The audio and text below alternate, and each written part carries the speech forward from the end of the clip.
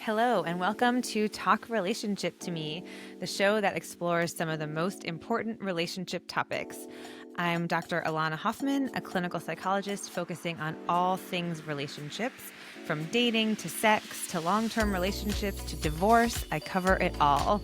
I use my professional lens as a psychologist as well as lived experience to cover all these important topics. Do you need to talk relationships? You're in the right place. On today's episode, my first episode ever, I am covering love languages. So the reason I wanted to talk about love languages on this first episode is because they are so ubiquitous and important for understanding successful or not successful relationships. So just a quick history of love languages. It was actually developed originally by a pastor, Gary Chapman, who counseled couples and who noticed that there were themes in the couples that he was counseling, and he divided them into 5 different love languages. So I'm going to talk about these 5 love languages. I'm going to give my own take based on what I see every day in my practice and give some examples. So first, the important thing to know about love languages, really the most important thing, is that your love language is about how you receive love, about how you feel loved. What is the thing that when somebody does for you, you feel super loved and connected? It's not how you show your love, although that is important too. But when people ask you what your love language is, they are really asking you, how do you receive love? And so it is so important for you to understand your own love language, meaning how do you receive love? And, there are no wrong answers here. So I'm going to go through all the 5. I actually do think there are probably more than 5 love languages, but this is kind of the language that we use to talk about it. And like I said, I will give some examples of each and highlight a few of the important points about them that I think kind of get lost. So the first one I'm going to talk about is words of affirmation. So words of affirmation really mean that you feel most loved and appreciated by receiving not only compliments, but essentially real, true, deep explanations of where these compliments or these thoughts are coming from. So if you are a words of affirmation person, you love things like getting cards for birthdays or anniversaries. You love hearing about the first moment that you met someone. You love hearing future plans that incorporate you.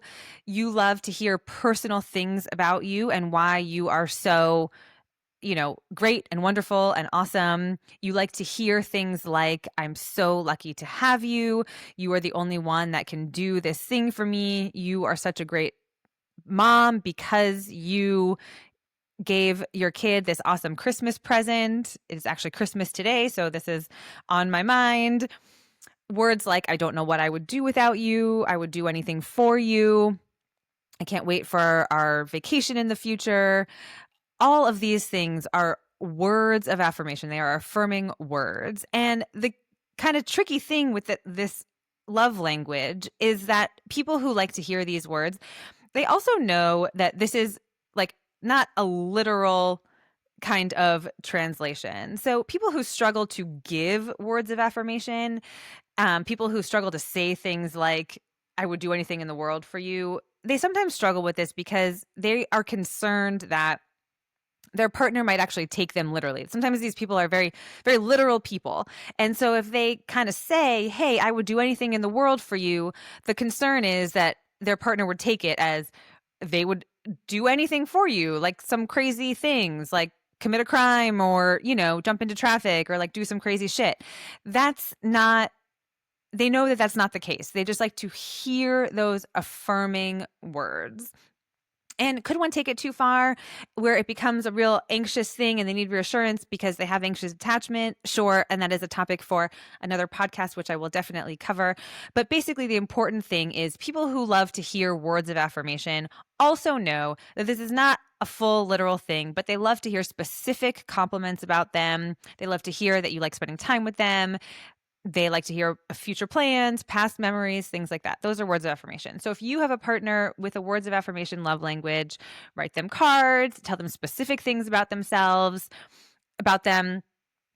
Good gifts for them are things like lists of why they are, 100 best things about them, things like that. Little notes, sticky notes that you can put around the house that say, I love you, have a great day, I'm thinking about you. They like text messages throughout the day using these words of affirmation. They like to be cheerleaded, things like that. So if you are with somebody with a words of affirmation love language, those are really important things to do to show them that you love them.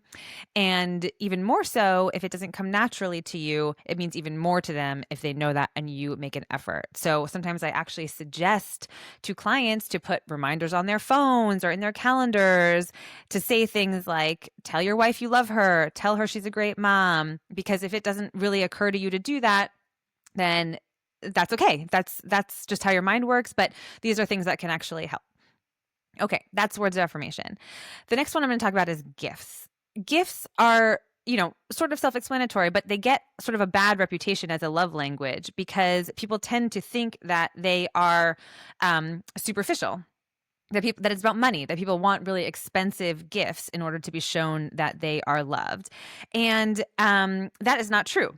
And while some people do like sort of more extravagant gifts around the holidays or their birthdays or anniversaries, people with a love language of receiving gifts, they just like to know that their partner thinks about them and buys them things. And this could be really small things, a little souvenir at the airport or fuzzy socks that they saw at the store that they thought they might like, or their favorite ice cream, things like that, really thoughtful things that just say, hey, I was thinking about you and I want you to know that. I mean, that's the whole thing with love languages. That's why they're so important, because they tell the person, I'm thinking about you.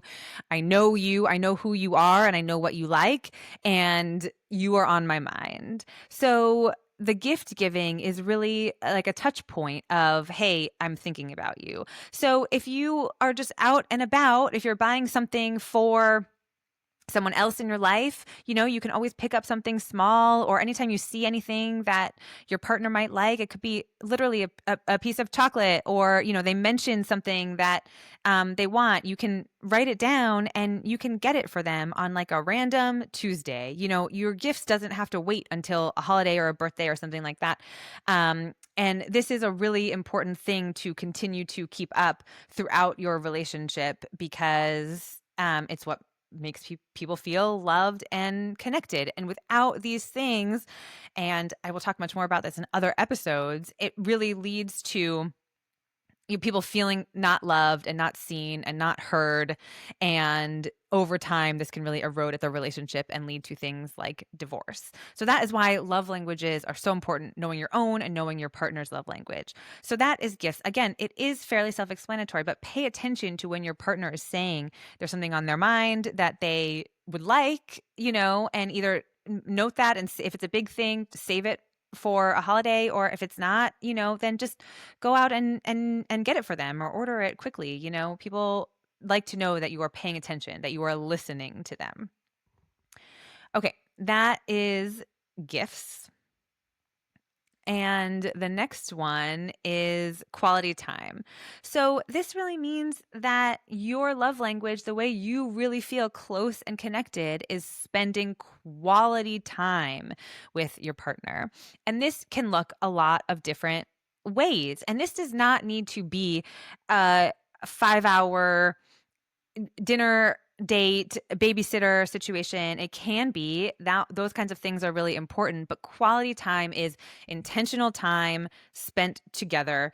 Sometimes it's quality over quantity. If you have just, a half an hour after the kids go to bed, or 10 minutes during the day between meetings where you sit and you check in and you ask about each other's day and what is on your mind, and you have a shared activity, those are things like quality time. So people who have a quality time love language love when someone plans something for them, with them, that is experiences together, like puts a date on a calendar, plans the time ahead, plans an activity that they can do together that really bonds them and connects them. That is quality time. And if you have a quality time love language, you also value things like running errands together, doing chores around the house together. I talk to a lot of my clients about how this can be sort of a two birds, one stone situation where you can do the things you need to do. For example, like on the weekend, with your family, you can still run your errands and you can do the things. But if you have a quality time love language, you like to do it together, either as a couple or as a family, and do these errands and chores together. And, this is, you can accomplish the thing, you can accomplish the task, and you can spend time together. And so people who have this as a love language really value those things. So don't always, prioritize efficiency over quality time, like when you're planning your weekends for errands and things like that. Make sure to do things together, especially if you have a partner with a quality time love language who likes to spend time together and really talk and connect, even, take walks in the morning together, and, your phones are away for at least some period of time, that kind of thing. That's really what people value about quality time if they have that quality time love language. The next one is physical touch.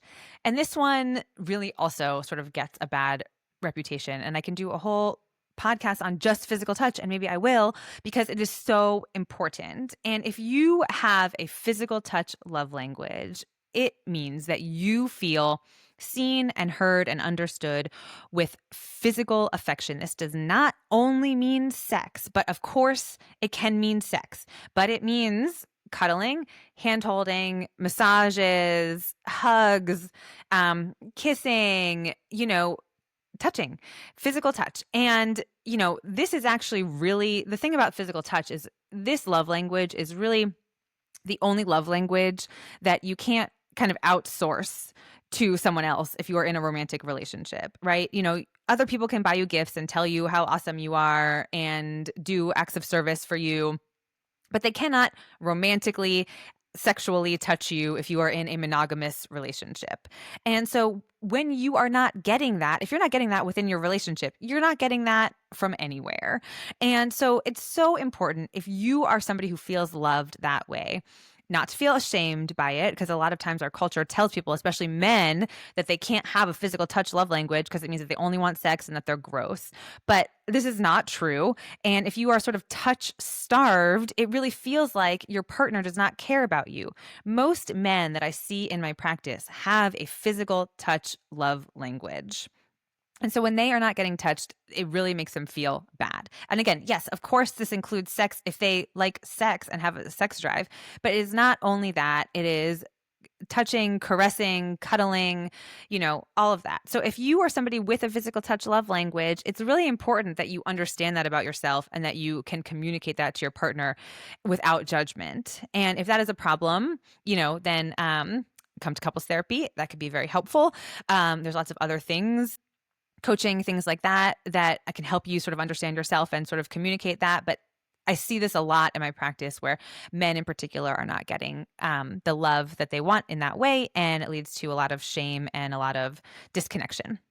So that's physical touch. Of course, women, there's many women with a physical touch love language as well. Kids too, it's a very human thing to need to be touched and to feel loved that way. So physical touch love language is a super, super important one. And the last one, of course, is acts of service, which is also, they're all important, but and I see a lot of women who have an acts of service love language in my practice. A lot of moms, because it's very difficult to do all the things for themselves, and people get into patterns, and that's also a topic for another podcast, which I definitely will do. But if you are partnered with somebody who has an acts of service love language, this means that they feel really loved when you take things off your plate, when you anticipate things that they're going to need and you make their life easier. So for example, if you are a man and your wife has a an acts of service love language, and you walk into the house and there's a pile of bills on the counter, pay those bills, right? Or if you see that there's a deadline coming up for school, order the school lunches. Or if you see the announcement that Little League registration is opening, say, hey, I saw this message. I'm going to take care of this, right? Those are the things that make your partner feel really loved because they feel like you're making their lives easier for them. You are anticipating. You can do more planning for the holidays, all kinds of things. This is also hard for somebody who maybe has some executive functioning difficulties, maybe some ADHD. Again, topics for other podcasts, but that is that love language, acts of service. People who really like that really feel loved and connected and seen when people make their lives easier and take things off of their plate. Okay, so those are all the 5 love languages. And again, I think that there probably are more. It's very individual. You can kind of take, there are all kinds of quizzes online to figure out what your love language is. But actually, the best way to figure out what your love language is with experience and kind of like some mindfulness around how you feel when people do things for you. So when you get a gift that you love, how does it feel? When you hear someone say, hey, you're a really good friend, I really love you, pay attention to how you feel just in general. And that can give you a good idea of what your love language is.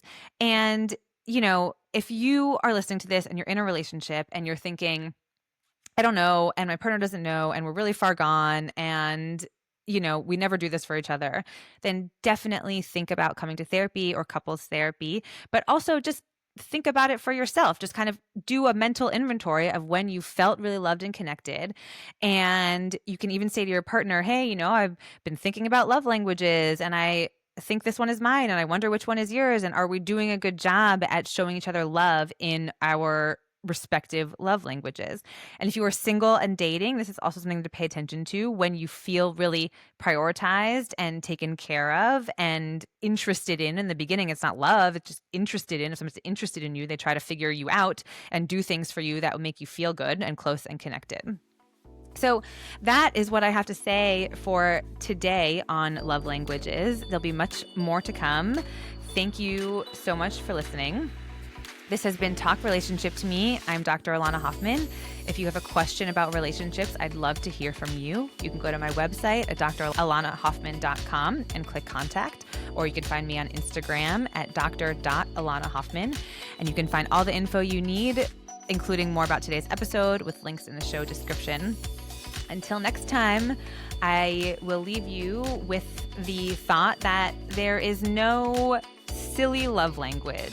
There is no wrong love language. However you feel loved and connected, whether that is a hug or a kiss or a reservation or someone buying you your favorite type of cheese or a sex act or whatever it is, there is no wrong love language. The only wrong one is if you are not honest with yourself about it.